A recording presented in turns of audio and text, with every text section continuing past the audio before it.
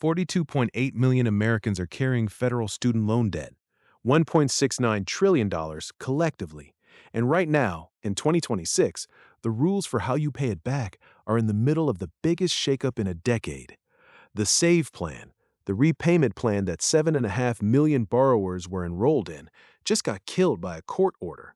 A new plan is replacing it in July. Older plans are still on the table, and somewhere in this moving menu is the right choice for your specific loan. Most people are about to pick wrong. This is how you don't. Welcome to Fiscal Fluency, the language of wealth.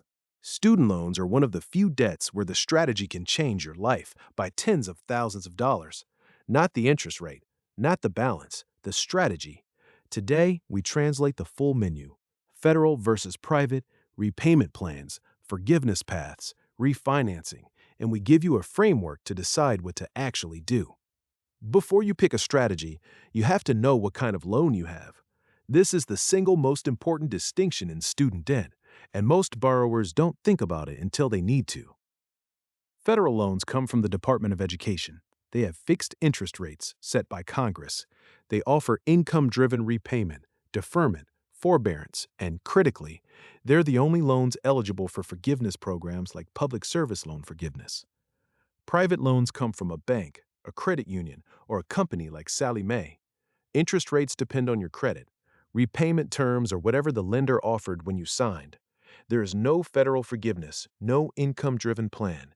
If you lose your job, you'd better hope the lender has a hardship program because there's no legal requirement for one. One way to find out which you have, log into student-aid.gov. If your loan is there, it's federal. If it's not, it's private. Check your original loan documents for the servicer. The strategies we're about to discuss mostly apply to federal loans. If yours are private, you have fewer options, and your best lever is usually refinancing. We'll come back to that. For federal loans, the payment you make every month depends on the plan you're enrolled in. Here's the current menu. The standard plan is 10 years of fixed monthly payments, highest monthly cost, lowest total interest. If you can afford it and you're not chasing forgiveness, this is the cheapest way out. The graduated plan is also 10 years, but payments start low and step up every 2 years. Same total timeline, slightly more interest, easier early years. The extended plan stretches payments out to 25 years for borrowers with larger balances. Lower monthly payment, much more interest over the life of the loan. Then there are the income-driven repayment plans, IDR for short. These set your monthly payment as a percentage of your discretionary income. The idea is simple. If you earn less, you pay less, and anything left over after 20 or 25 years gets forgiven. The IDR plans you can currently enroll in are IBR, income-based repayment, and a few older ones, PayEI and ICR, each with slightly different formulas and eligibility. If you remember nothing else from this section, remember this: the plan you're on is a lever you can pull at any time. You're not stuck with whatever the servicer puts you on at graduation. Here's the news you need to know this year. The SAVE plan, the most generous income-driven plan ever created, was ruled unlawful by a federal court. On March 10, 2026, it officially ended.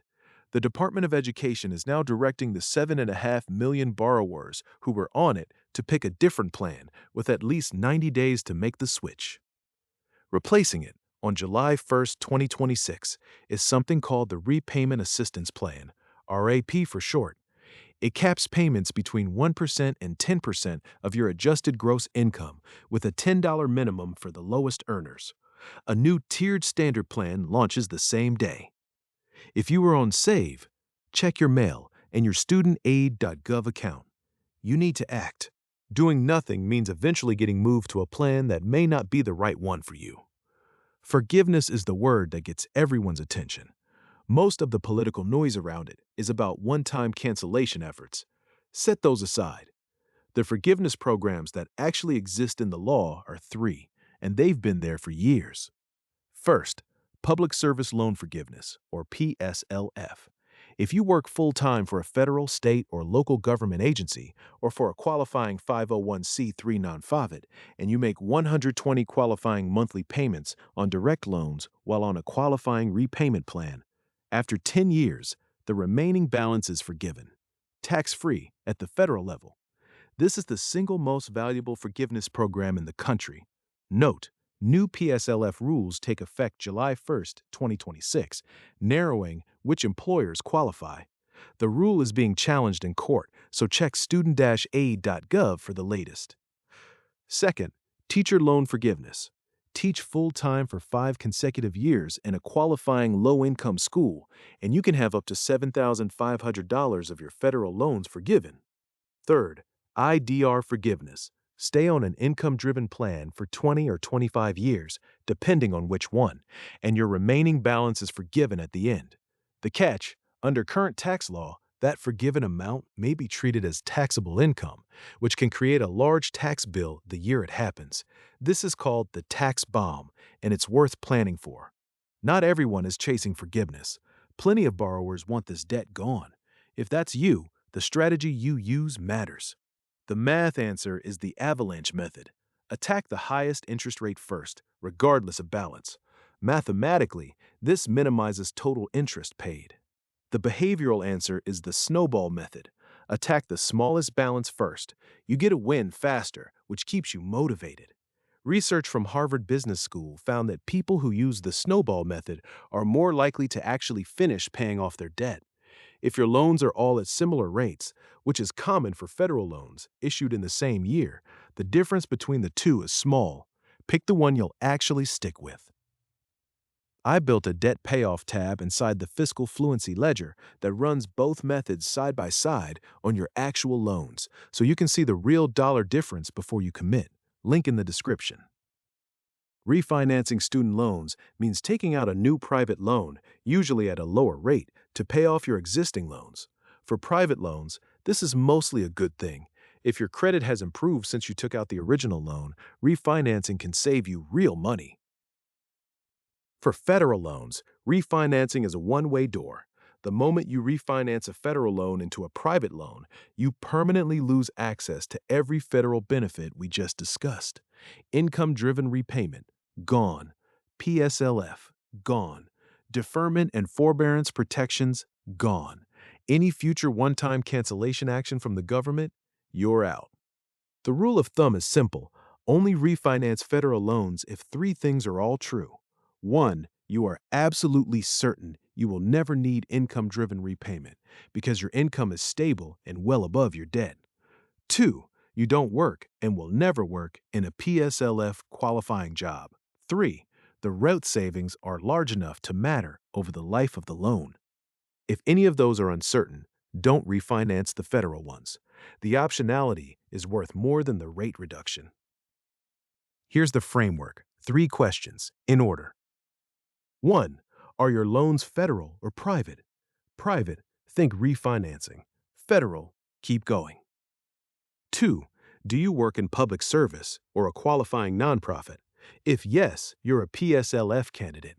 Get on an IDR plan. Certify your employment annually through the PSLF help tool on student-aid.gov and let the clock run to 120 payments. 3. If you're not chasing forgiveness, can you afford the standard plan payment? If yes, pay it, attack it, be done in 10 years. If no, use IDR to keep the monthly payment manageable and throw extra at the highest interest loan when you can. That's it. Federal or private, forgiveness or payoff, standard or IDR. Everything else is details. 3 things to do this week. Log into student-aid.gov and confirm what kind of loans you have, what plan you're on, and your current balance. If you are on Save, pick your next plan. And if you work in public service, submit a PSLF employer certification form. It's 1 page, it's free, and it locks in every qualifying payment you've already made. This is education, not financial advice. I'm not a financial advisor. And everybody's loan situation has details that matter. Do your own research or talk to a professional before making a move that's hard to undo. Next up, Social Security. the money you've been paying in your whole career, and what you actually get back. Hit subscribe so you don't miss it. Stay fluent.